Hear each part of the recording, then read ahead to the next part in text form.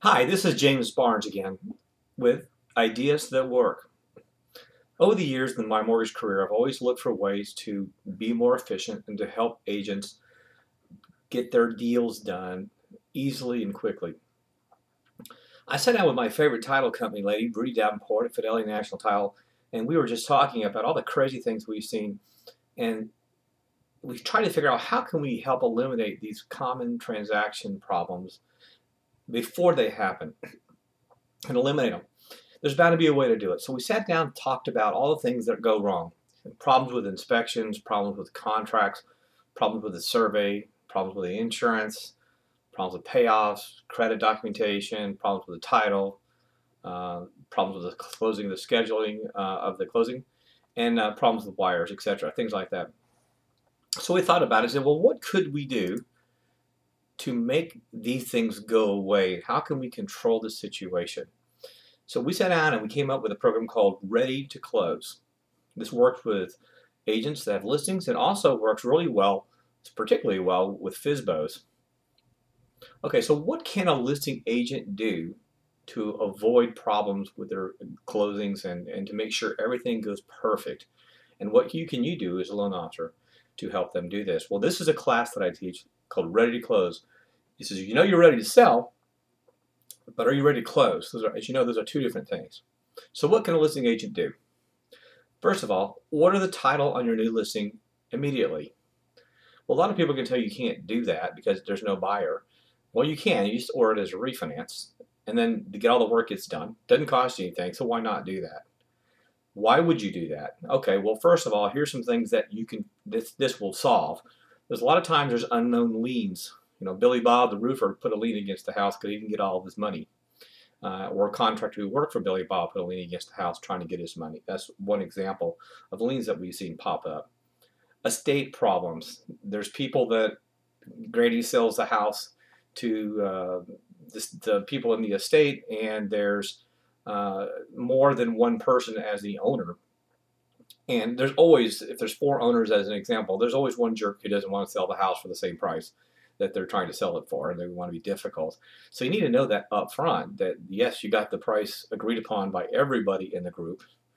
And also, as a result of that, you do realize you're not going to do a same-day close, because if you do that, you're going to have to do mail outs to each individual person so they can sign it, unless they have power of attorney. And of course, as a lender, there's all kinds of issues we have to deal with with power of attorney, so you need to be aware of that. Also, marital status jumps up on title. A lot of times they got divorced, and the first wife is, or the first husband is still owner of the property, and you have to make sure it's okay for them to sell it, and we have to, we have to be able to pay them off and all those things. So we need to know about that. That's one of the reasons to order the title, and order the payoff too, because the payoff might have prepayment penalties and other things that that come up that bite you, that you might not be aware of. The second thing that you can do is order an inspection. People always get upset about this, say, why would I want to order an inspection? Well, do you really want to set up and have open houses and do all this stuff, only to find out there's something wrong with the property and the seller's not willing to fix it? So if you go ahead and order the inspection and have the seller pay for it up front, they will find out what's wrong. They can determine what they want to fix and if they can fix it, and go ahead and fix it. If it's something that's expensive and they can't fix it, at least you know that now before you put it on the market and spend all this time doing that. And if they can fix it, how long is that going to take? And do you really want to be listing and marketing the property while it's being fixed? So that's really important to know that. And why not do that up front before a buyer comes versus, them writing a contract, they get an inspection, finding out all these issues and blowing the whole deal out of the water. Okay, does the seller have an existing survey? Now in Texas, we have to have surveys. So in Texas, we'll get a copy of the survey and we'll send it over to the title company, and they'll tell us if it's okay or not. So at least you know there's not any issues with lot lines and encumbrances, or you'll also find out if you need to actually get another survey too. And the title officer will alert you to that. One thing they don't think about often is, has the seller had any insurance claims? That's not something that comes up that often. Well, why do you care, actually? Well, if you have water claims, most of the time you cannot get insurance on a house that's had a water claim within 5 years. It's real difficult. So you just can't go to Sally down at Farmers and get your insurance. They're going to pull it up in the insurance industry's computer systems and come up with a water claim. How old is the roof is another issue. A lot of the lenders want the roofs fixed, and the insurance companies are wanting roofs fixed before they'll insure it. A lot of times they don't want a roof to be within 5 years of its extended life, or they won't even do it. And a weirdest thing that came up the other day was, what kind of dog do they have? The buyer, believe it or not, if they have a vicious dog, a lot of insurance companies will not insure it.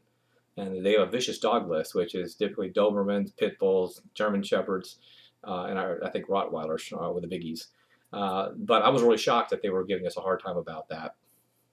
The other thing I would recommend is getting a appraisal done by just one of the appraisers in the box. You don't have to do a full-blown appraisal, 2070, and or a RELAR report. If you're not familiar with RELAR, R-E-L-A-R, go to relar.com, and you can get a very good report that does a detailed analysis of the property, compares it to short sales, it compares it to foreclosures and all the MLS listings as well, and gives you a quick sale price with 30 days, 60 days, and 90 days.